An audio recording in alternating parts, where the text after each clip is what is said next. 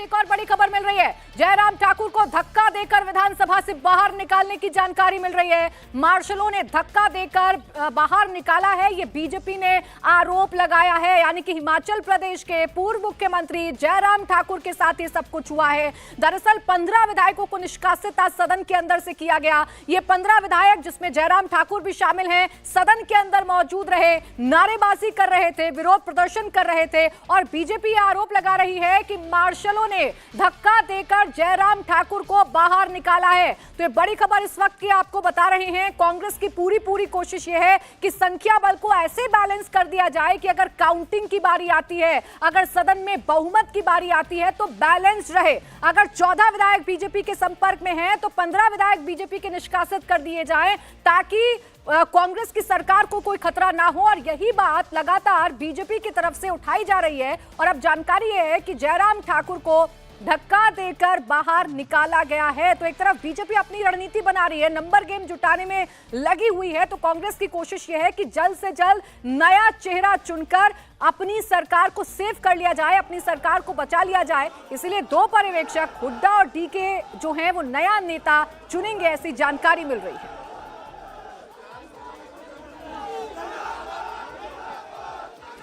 तो ये जिम्मेदारी दो पर्यवेक्षकों के कंधे पर है कि जो सियासी संकट इस वक्त पैदा हुआ है, उस सियासी संकट को टाला जाए और जैसे तैसे नए नेता को चुनकर एक ऐसा माहौल बनाया जाए जिसमें हिमाचल प्रदेश की सरकार जो है वो कम से कम बनी रहे। लोकसभा चुनाव से ठीक पहले एक बड़ा झटका कांग्रेस को ना लगे। देवेंद्र पाराशर मेरे सहयोगी लगातार हमारे साथ बने हुए हैं। अब देवेंद्र, ये कितना मुश्किल होगा भूपेंद्र सिंह हुड्डा और डीके शिव कुमार के लिए ऐसे वक्त में जब विधायक अपनी नाराजगी खुलकर जाहिर कर रहे हैं, नाराज विधायक बीजेपी का नाम ले रहे हैं, एक नए नेता को चुना जाए और अपनी सरकार को सेव कर लिया जाए।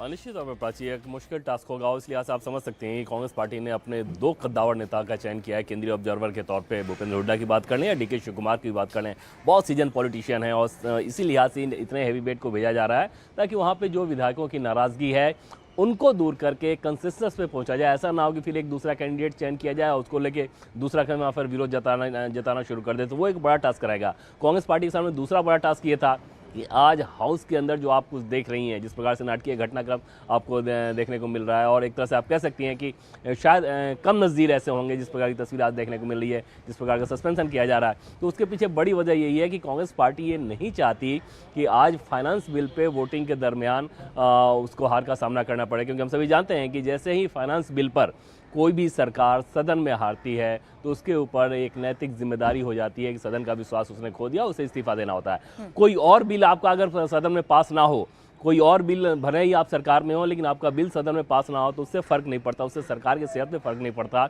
लेकिन फाइनेंस बिल अगर है तो वहाँ पर सरकार जाती है। उस लिहाज से आज का ये डैमेज कंट्रोल किया जाएगा और रात तक, देर शाम या रात तक विधायक दल की बैठक में सुखविंदर सुक्खू अपने इस्तीफे का ऐलान कर देंगे और नया नेता चुन लिया जाएगा। सुखविंदर सुक्खू को हमारे सोर्सेज बता रहे हैं कि बाकायदा उनको बता दिया गया है और ये कल रात ही बता दिया गया था कि आपको इस्तीफा देना होगा।